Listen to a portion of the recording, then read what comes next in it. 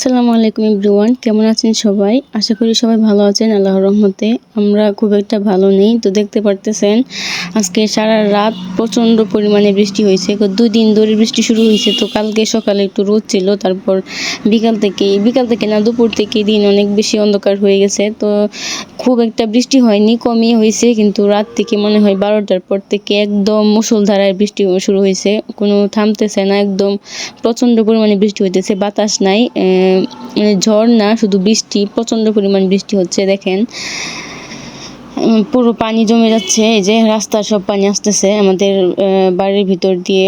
তো এদিক দিয়ে একটু ড্রেনের মতো আছে, তো এদিক দিয়ে পানি চলে আসতেছে বাড়ির ভিতরে।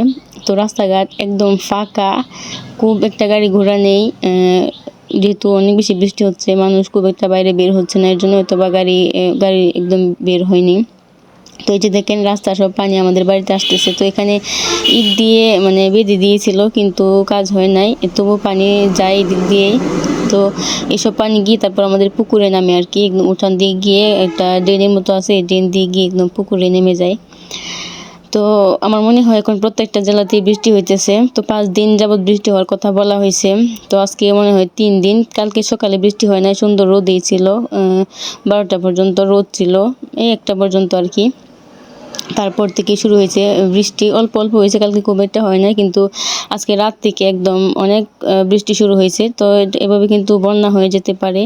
তো গত বছর, এর আগের বছর আমাদের এদিকে বন্যা হয়েছিল, তো একদম উঠান পর্যন্ত পানি চলে আসছিল, ঘর থেকে বের হওয়ার কোনো ছিল না, অনেক বেশি পানি হয়েছিল। তো এবারে কি হয় জানি না, এই বছরে কিন্তু এটাই এত ভারী বৃষ্টি হইতেছে, এত ভারী বৃষ্টি এবছর এখনও শুরু হয় না, কিন্তু এই 2-3 দিন যে বৃষ্টি হইতেছে এটা মনে হয় যে বন্যা হয়ে যাবে। আর এই যে দেখেন আমাদের বাড়ির পিছনে এটা হলো একটা বন। তো এইখানে আর কি ধান করা হয়, তো বৈশাখের ধান কেটে ফেলা হয়েছে, তো জমি এখন ফাঁকায়, তো জমি একদম ডুবাই ফেলছে। এই যে বাচ্চারা এখানে বানাচ্ছে নৌকা দিয়ে, সরি কলা গাছ দিয়ে নৌকা, না কি জানি বলো, এটা বানাইতে চাইতেছে। তো এই যে আমি একটা ভিডিও করতেছি আপনার সাথে শেয়ার করার জন্য। তো গতবার কিন্তু ব্যবসায়ীদের অনেক বেশি লস হয়েছে, যারা মাছ চাষ করে, বিশেষ করে আমার আব্বা, কিন্তু আমাদের জন্মের পর থেকে দেখতেছি আমার আব্বা মাছ চাষ করে, পুকুরের মাছ চাষ করে আর কি, এটা ব্যবসা করে। তো আমাদের পুকুর একদম ডুবাই ফেলছে, মাছ চারার পর এখনো বিক্রি করে নাই, 4-5 লাখ টাকার মাছ ছিল পুকুরে, তারপর ডুবাই ফেলছে। তো কিছু করার নাই, তকদির খারাপ ছিল। তো আমাদের 4-5 লাখ টাকা লস হয়েছে, অন্যদের তো আরো বেশি লস হয়েছে। তো প্রত্যেকটা পুকুরের ব্যবসায়ীদেরই লস হয়েছে। তো এবার কি হয় জানি না, আমাদের পুকুরে মাছ চারার কথা ছিল, আমার শ্বশুরবাড়ির, আমার হাজবেন্ডের পুকুরে। তো আমি আগের একটা ভিডিওতে বলছি যে পুকুর পরিষ্কার করা হইতেছে। তো পুকুরগুলো একদম পরিষ্কার করা হয়েছে, কিন্তু মাছ এখনও ছাড়া হয় না, আর একটু কাজ আছে, যে কাজটা করে মাছ ছাড়ার কথা ছিল। কিন্তু আকাশের যে অবস্থা আর যেই পরিমাণ ভারী বৃষ্টি শুরু হয়েছে, তো এখন মাছ ছাড়ার একটা রিস্ক, তো এখন এত বড় রিস্ক নেওয়া যাবে না।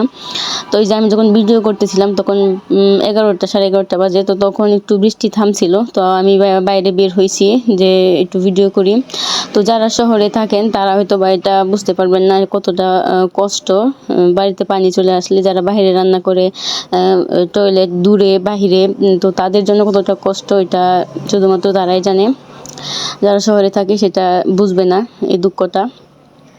তো দেখেন পুরো অনেকটা পানি হয়ে গেছে। তো যদি আজকে সারাদিন বৃষ্টি হয়, রাতেও বৃষ্টি হয়, তাহলে পুকুর ডুবাই ফেলবে। তো আমি সকালে উঠে আমার আম্মাকে ফোন দিছি যে আমাদের পুকুরের কি অবস্থা, ডুবাই ফেলছে কিনা। তো আম্মা বলছে যে নেট নিয়ে আসছে, তো এক পাশে নেট দিয়ে বেড়া দেওয়া হয়েছে আর কি পুকুরের পাড়ে, আর অন্য পাশে এখনো দেওয়া হয় নাই, দেওয়া হবে, দিনের অবস্থা দেখে তারপর দেওয়া হবে। তো সবাই আল্লাহর কাছে দোয়া করবেন যেন আর ভারী বৃষ্টি না হয়, হালকা পাতলা বৃষ্টিপাত হইলে সমস্যা নেই, কিন্তু যদি ভারী বৃষ্টি হয় তাহলে আবার আগের মতো বন্যা হয়ে যাবে, আর মানুষের ক্ষতি হবে আর কি।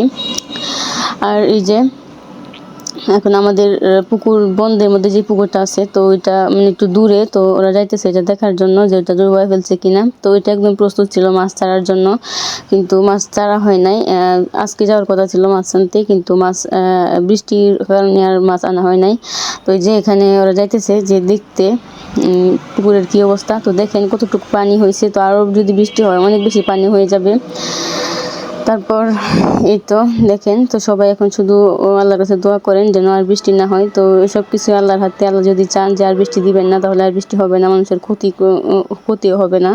আর যদি বৃষ্টি হয় তাহলে তো আবার এবারও একই অবস্থা হয়ে যাবে, অনেক বেশি বৃষ্টি হবে। এটাও আমাদের একটা পুকুর, তো এটা এখনো মাছ ছাড়ার উপযুক্ত হয় নাই। আর এই যে তারপর এই যে বাবা বলতেছিল বৃষ্টির দিন পিঠা ভেজে নিয়ে আসো, পিঠা খাই, পিঠা ভাজলে ঘরে বসে বসে শুকনো খাবার খাইতে ভালো লাগে। তারপর আমি একটা কড়াই বসাই দিলাম, তো কড়াইয়ের মধ্যে তেল দিয়ে দিছি। তেল দেওয়ার পর তেলটা গরম হয়ে আসছে। তারপরে এই পিঠাগুলো আমি রোজার ঈদে বানিয়েছিলাম, তো এখন পিঠাগুলো প্রায় শেষ। নিচে যেগুলো পড়েছিল ভাঙা চোরা কয়েকটা পিঠা আছে, তো ওইগুলোকে আমি এখন ভেজে ওদের বাবা ছেলেকে দিব খাওয়ার জন্য। তো এই পিঠাটা আপনাদের কোন কোন জেলায় বানানো হয় কমেন্ট করেন, আর কমেন্টের মাধ্যমে জানান যে পিঠাটার নাম কি। তো এটা আমি আয়াতকে নিয়ে বানাইছিলাম রোজার ঈদে। তো এগুলো আমি এখন ভেজে নিতেছি। পিঠা প্রায় শেষ, এই জন্য আর কি গুঁড়া গাড়া ভাঙা চূড়া আর কি আছে।